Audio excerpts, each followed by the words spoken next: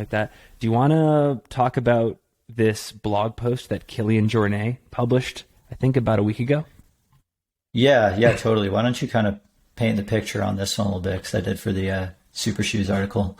Well, for the record, you did an excellent job summarizing that last article. I might butcher this a little bit, but basically, Kilian writes this blog post acknowledging what we've been talking about on this show for quite a while, which is from a competition standpoint in our sport, it is very confusing to be a pro athlete because, for example, there are multiple championship events for races of the same distance on similar terrain across the world. So anyways, he uses this blog post to do an exercise that first delineates sport and discipline. So to illustrate this, Usain Bolt and Francois Dane are both runners, but they practice two different disciplines in running. Usain Bolt is a 100-meter guy. Francois Dane is a mountain 100-miler, and he uses that to create further disciplines within trail running. So over distance, terrain, circuit, etc. He also points out because the sport is growing, the structures and whatnot around competitions are changing and they're growing in number, and it's confusing, like I just said, to have races of the same distance and the same terrain claiming to be the championship. So for example, you've got the World Mountain Running Cup, you've got the Golden Trail World Series, you've got the Sky Runner World Series, and you have the Spartan Trail World Championships, and they all overlap in terms of being short to middle distance trail category with relatively similar technicality. He also mentions, you have national federation championships like that World Athletics Cup. You also have private championships like what UTMB and Xterra and Spartan have put on. So he's just doing an exercise to outline why we're confused and what exists out there and what overlaps. He doesn't really have a call to action or an opinion. I think he says at the end of the Instagram post on it that he personally puts the most value on individual races versus any particular series or championship out there. And I'd say that that's pretty representative of where most folks in our sport are. Like, I think most folks probably care the most about a singular race like Western States versus, the greater golden, not the greater golden ticket series or stuff like that. But he doesn't give any call to actions for like, we should consolidate competition and create clear championships for each distance and event. I think he's just sort of doing the laundry here and showing what exists. So that's a long rambling answer, but that was basically the extent of it. And I'm wondering if you have any thoughts on it. Yeah, I mean, it's funny, like I had been aware of all of these races and like the cups and stuff, but I never really like decided to like do what he did and like throw them all out on one piece of paper just to show how much of a mess it really is. And yeah, I mean, he didn't say it, but like, dude, it is a nightmare.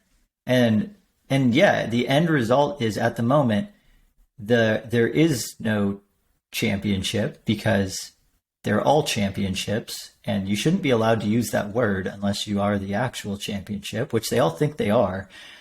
But then, like Kilian said, like, then you place the emphasis on the race that you think is the most important. And it's never a series or an entire, cup, like getting points. It's like, there are a handful full of like kind of iconic races that if you win one of those, that's a bigger deal than, probably saying you've won a world championship in one of these other races. But it's like, well, Sierra Zinal last year was more competitive than any of the world championships, or like, Western States or UTMB was more competitive than, I don't know if there's actually a 100-mile world championship, but like, the list goes on for just some of these individual races. And it's like, is the sport putting just too much emphasis on trying to create a world championship, or should there be one and everyone's just doing it completely wrong? Well, the first thing I'll say, and this goes back to what you mentioned when we were talking about Tim Tollefson's new Mammoth Trail Fest, this might be part of the reason why races have their moments for these 10 to 15 year stretches, and then things change because things are in such flux and there's no permanency or really rule of order that's been established. Like, just given the culture at any given moment, certain athletes might care about, for example, the Wasatch 100 because it's part of this Montreal Ultra Cup. But then that goes out of business, or that sponsor pulls out and is less involved in the sport, and so things change. And maybe races do have a place to stay in the sport and a certain role to play for a very long period of time when we start to consolidate and put official titles on things and police the word championship more.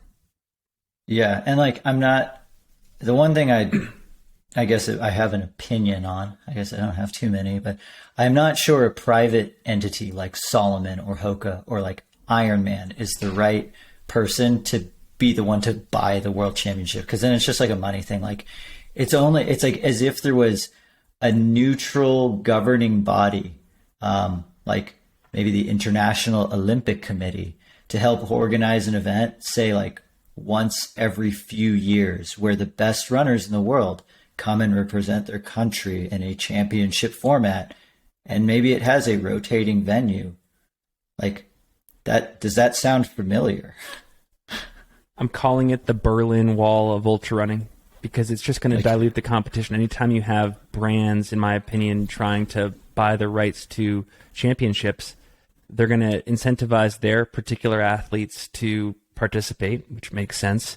But then you'll probably see competing brands do something similar. They'll create their own championships and their own circuits, and as a result, these athletes will never see each other, or they rarely will. They'll never compete against each other, and it's such a missed opportunity.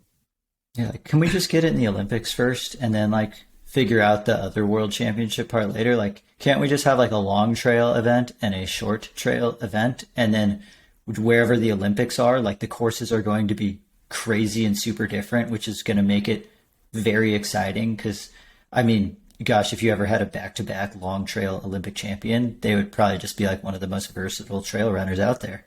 I forgot to tell you that the same way you wrote your final paper in school on starting a running store, I wrote my entrance essay to business school on the feasibility of getting mountain ultra trail running in the Olympics during the Salt Lake Games in 2034. So, yeah, see, that's because every like Olympic host gets to test out a new sport. Exactly. Or an event of some sort. Because like skimo is going into the next winter or two Winter Olympics from now. Yeah. Like let's throw 100K trail race. Like I don't even care if it's 10K